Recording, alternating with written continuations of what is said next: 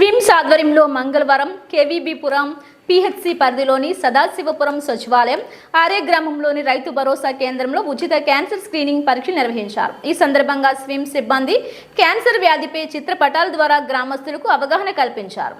రాష్ట్ర ప్రభుత్వ ఆదేశాల మేరకు జిల్లా వైద్య ఆరోగ్య శాఖ సహకారంతో తిరుపతి జిల్లాలో 2 పింక్ బస్సుల ద్వారా మొబైల్ క్యాన్సర్ స్క్రీనింగ్ వేగవంతంగా జరుగుతుంది.